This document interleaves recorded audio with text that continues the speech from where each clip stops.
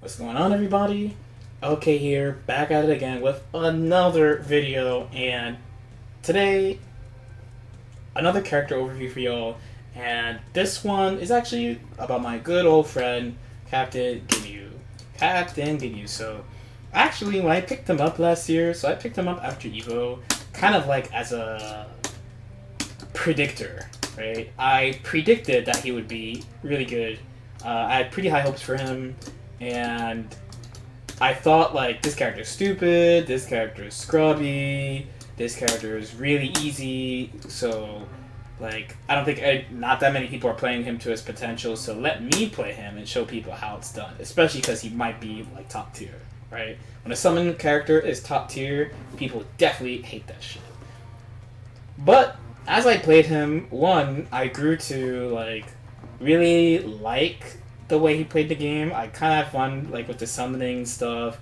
I finally understood when people would super dash, because I just did not get when people would super dash. He taught me how to snipe super dashes a little bit.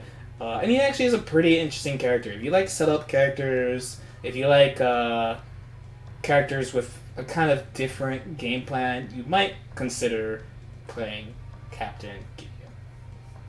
So, to start with, what type of teams should you pick for Captain Ginyu? Let's just start there. So, Ginyu is not like the other two characters I've covered so far. So, Super Saiyan Goku, Super Saiyan Vegeta, they're pretty flexible. You can put them on most teams, and they kind of do similar things, right? But Ginyu is a very unique character in this game, so you can't just put him on any team.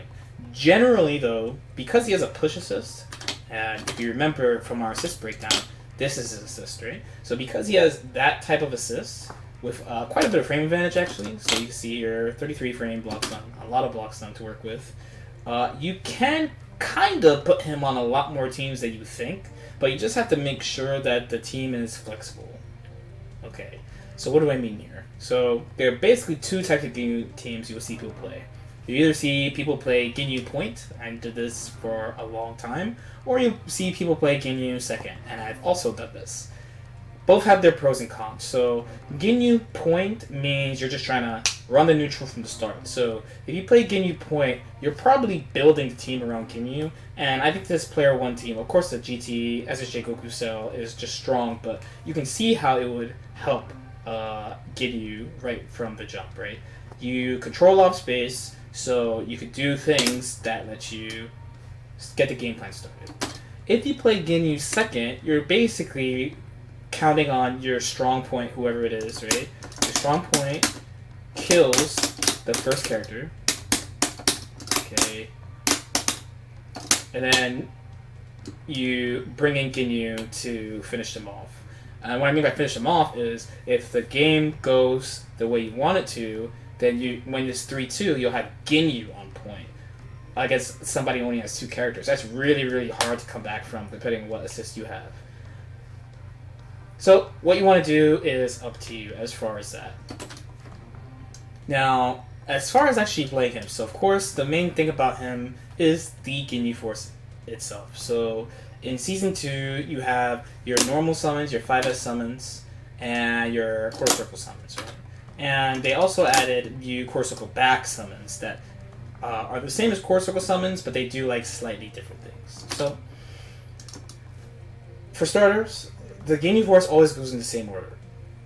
It goes Guldo, Raccoon, Berter, and then either Jace or Berter and Jace together, depending on whether you do S or Core Circle forward S. Okay. So, in a quick summary of what they do, so Guldo is the spike, 5S Guldo. Then 5S Raccoon is the tackle. The 5S Berter is the legs. And 5S Jace is the Crusher Ball. For the command normals, right? This is the shout for Guldo. This will be Raccoon Beam here. This is the Air Birder back and forth. And this is Purple Comet Crash, but coming from behind. Okay. For the Core Circle back ones, you have Close Guldo. This is the old Guldo. This is Miracle Bomber. So this is pretty much a combo thing. This is the new Ground Birder, and this is Comets coming from Ginyu. Okay. So next, I'll just go over quickly like what you use everything for. So this Guldo is pretty much used for space control. It's nice in that you also like it tracks a little bit, limited tracking. It actually goes where GT goes. So if I throw it like this, okay, it's kind of similar to GT. You generally use it with like your full screen assist to cover space, and if it touches them, you can just summon again immediately. So you could do like a neutral structure kind of thing, like okay, right into the Raccoon Beam. So this is the Raccoon Tackle. So the main thing about Raccoon Tackle is that one, it has a ton of block stun. It has a lot of block stun. It's a little slow. Oh my god, you gotta. This is going to be character settings, by the way. It's going to be your friend. Okay. So it has really a lot of block stun to work with. But you generally, like, you could use it in a way. So if you have GTSS, you could use them together. And it also does this. Okay. Oh, no, they changed that. Whoops. Okay, so it doesn't do that anymore. My bad. My bad. Okay, so the main thing about him is that it just has a lot of block stun.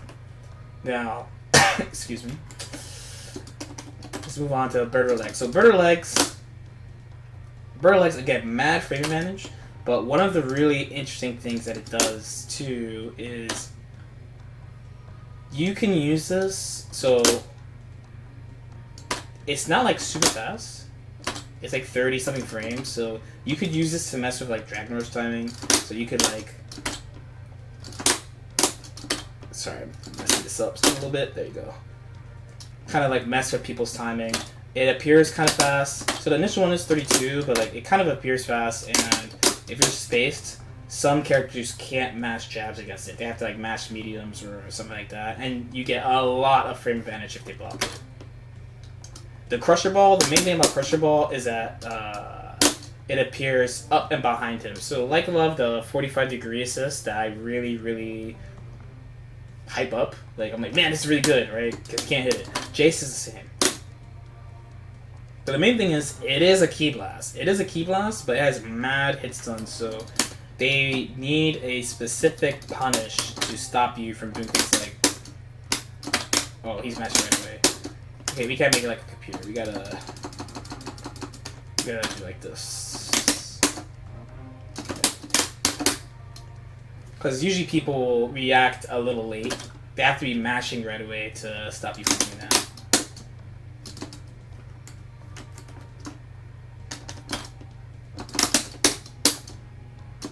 Okay.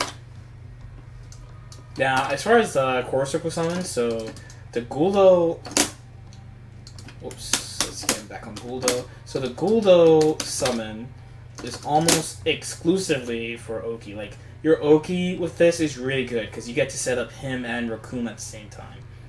So Raccoon Beam is really, really special. So this is one of his best, absolute best summons. I'm still a little sick here. So the Raccoon Beam is a beam, like straight up. It's super... has a lot of duration. It's really, really easy to combo off of. He has a lot of frame advantage off it too. So in neutral, you kind of use it to just like clear the ground. If you manage to get them blocking, you get to do whatever you want. And in Oki, you can use it for like Dragon Rush setups and things like that. So the standard setup for, as a quick example, would be like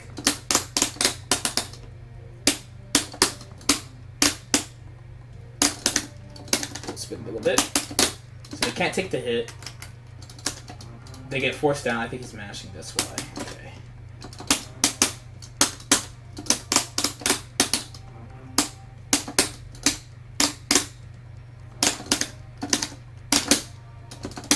Okay. Right? So you get to do both, and if you think they're going to just sit there, it's a nice, easy, basic setup. You could Dragon Rush them. Now, one advantage that he has is that it's similar to what I talked about in the Kaz video. Ginyu is a character that you don't need assists to mix people up. You can use the Ginyu Force. Really, really big thing. Now, next we'll go into the 236 Birder. So, This move controls the air. It's really difficult for people to deal with. It stays out for a while. They basically can't jump, or it's difficult for them to jump. Some characters are good at killing it, but like most people are not. They usually need a special combo to stop you from doing that. And Mew, for this game, he has this. So this only goes back and forth twice, but besides like stopping people from running at you in the ground, like they have to jump, it pulls people out of the corner, as you saw. So if I set him to like all guard, see, it creates corner space. Now, so some applications. So the ground birder, of course, it's obvious you can use it for Oki. The air birder, you can combine with Recoup. So let's say you didn't get to like throw the Goldo rock, like you just got to do Raccoon Beam somehow. So if you do Raccoon Beam, you can just control everything for a little bit. Now, if you didn't do Raccoon Beam first, if you're playing a beam assist of any sort, you pretty much get a free control of the sky, or if you let it off, then you get to clear the ground, get to do whatever you want. This is like super neutral control. Like, used well, Birder is definitely, again, like another one of his best summons, but he needs a little bit of help for the effectiveness. Raccoon is just like, it's time. So last, we will talk about the comments. So the old comments you should track. The new comments you have to set up. So the core circle appears there, and this is the old one, the one that like it would always appear behind you. So the main thing about this is that it's a key blast, but again, even though it's a key blast, you have all the controls. So this is something I've talked about before, but when something is a key blast property and it's independent of you, you basically know all their options. They either have to do nothing or do something that stops key blast. So you can sit, you can call it and sit. The basic would be call it, dash, and sit. Kind of wait for the stupid dash to come. Once they start respecting you, you can like use it to support you and try to like Dragon Rush them or something. Try to cross them up. So like here, it's coming here. Just try sneaking a little cross up. Dragon Rush before is really good because it's coming behind you and it stays, so that's kind of nice. The far one, I think it's just used for combos. I'm not actually sure what they use this one for. I think it makes combos more stable, corner combos, right? And we'll talk about combos a little bit because it's kind of important for him. So next will be how do you summon the Ginyu Force? How do you summon the Ginyu Force safely? So, starting from Goldo, one thing you have to realize in the game is that Super Dash is a thing. So, when Ginyu's on the screen, people are going to try to rush you down really hard so that you don't get summoned. So, you have to figure out ways to summon the Ginyu Force safely. So, point number one is that your ground summons, especially your ground S, is way faster than your air S. This is the air S. It's kind of hard to see, but it's about 45 frames recovery here as opposed to like 34. Right?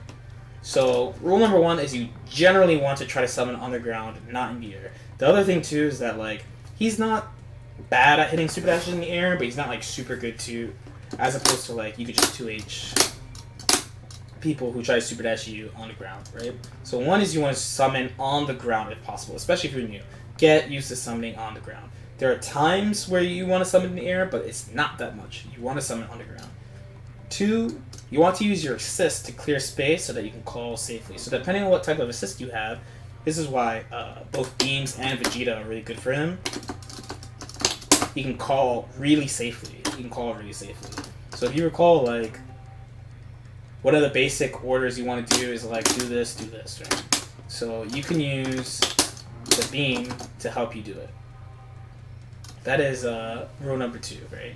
You want to use your assist to help you get started. Once you have Ginyu Force members on screen, you could use the Ginyu Force members to help you get more on the screen, but you need something to help you get started. So usually use an assist for that. Another thing too is you can only have 2 Ginyu Force members on screen at the same time. This is why, as you can see, pose, okay, right? So this is really important for like how you build out, how you call. And different Ginyu Force members appear and disappear at like different speeds, right? So take like Guldo, see how quickly he goes away, as opposed to here's the shout. When he does a shout, he's like, ugh. Ah! And then he bounces, right? As opposed to when he does the rock, he goes whoop, and then he's just gone. So this is why this is a really common order, because you can do rock, dash up, and then you already have your Berter available. Good. Now, another rule of summoning, another nice little tip for summoning. When you summon Raccoon, you want to get him off screen as soon as possible. Why? So they can't hit him. People are going to try to hit him. It's actually a pretty common strategy. People will try to hit him with Ki Blast and stuff. So this is an example of protecting your Ginyu Force, the captain protecting the Force, right? You run him off screen as fast as possible so they can't hit him. He is really good once he's active, but he can be hit in startup, so you want to protect him there. So those are probably your core rules for summoning. So, okay, going back, let's talk about now combos. So I don't have a lot of these on deck right now. When I mained him, I was kind of a combo monster. He is a combo monster character. He has a lot of combos. The main thing they buff about him is his damage. He does a lot of damage. If you got the combos on deck. He's actually kind of a two-touch character if you build him out right. Because the main thing is they let him combo into the Ginyu Force alone now. Oops, did this because of this buff. And my pour. There we go. I'm just making shit up. I don't really remember all my shit, but like, he has a lot of ways he can combo into the Ginyu Force alone. He can body swap alone. He has a lot of like flexibility in his combos. You need to link a lot of combos. And there are not that many Ginyu players around, but I know the Ginyu hashtag has a ton of tech. I'll put it in the description. Generally, for kill combos, your goal is to combo into, not that, but reminder that this is going to be your best friend when you play him. Comboing into this. So this is probably the main thing about this change. I think that this change makes it easier for you to combo into the Comets. The Comets is basically like adding a level 1 to your combo. So here I have like Ginyu, GT, SSJ. So if you do like full combo, Comets, Dragon Rush, Ginyu level 1, GT level 1, SSJ Goku level 1, you technically did 4 level 1s damage-wise. It kind of like is the same amount of damage. So it's a really big deal. He should 2-touch if you are good at confirming off a lot of stuff. So practice hard.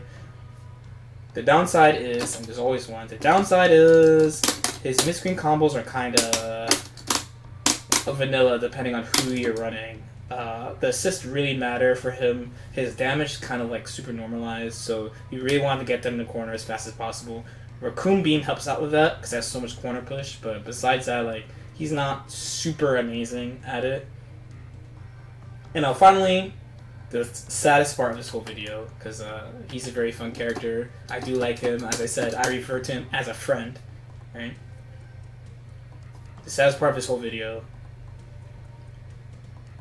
half why I don't play him anymore, half the weaknesses of Ginyu. So let's bring him back actually. So this is actually, like I said before, predictably a good shell for him, right? Because it supports him. But what is hard about playing Ginyu besides like learning setups and combos? Like setups and combos you can just learn. That's like a one-player thing. Now, the issue is this game has so many characters that fucking shit on Ginyu. This is the hardest part, and you have to be okay with this. If you play him, you just gotta be cool with it. This game has so many fucking characters that shit on him. His game plan is good, and he can overwhelm people, but so many characters shit on him. 21 destroys him. Vegito destroys him. Who else fucking shits on him? Like Frieza destroys him. Hit destroys him. Goku Black destroys him. Jiren shits on him. Cooler shits on him. Broly shits on him. Janemba shits on him. Usually every DLC there's a character that shits on Ginyu. And now there's a lot of characters that just fucking shit on him. And depending on how you build your team, that character, it might be the case where that character might shit on more than one character on your team. It's usually a combination of they have a really easy way to just kill Ginyu Force members, or they just like have gigantic normals, or they have something that ignores projectiles. It's usually one of the three. So in 21's case, she has giant normals. You might remember that Ginyu has child buttons, right?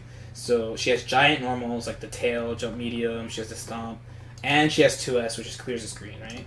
Vegito, same shit. Giant normals, 236S, clears the screen, giant normals, you have to sit there. Broly has a move that literally ignores projectiles. Cooler, same shit. Janemba has a projectile counter that makes him plus 22 on block. Like Goku Black, 2 mobile, hit, counter. Like Frieza, like the best zoner in the game almost. Like you see a recurring pattern, right? The thing about Ginyu is that his neutral is good, but he has to remember when I said you have to like ground summon or summon, one is like faster than the other. So in the ground summon case, you have to spend 35 frames, so half a second, putting that thing on the screen while someone is just doing something at you, like super dash at you, clearing the screen, something. So you just, if you play him, you just gotta be okay with a lot of characters destroying him. It kind of sucks. That's actually the main reason why I dropped him. It's just too many characters beat him, despite his game plan being really good. Okay. Hopefully that's a good overview. I didn't really talk about counterplay to him or stuff like that. This is kind of just for people who are, you know, interested in playing him, want to know more about him. Let me know if you have any additional comments or additional questions, anything in the comments. Like and subscribe if you feel like it, and I'll see you next time. Peace out.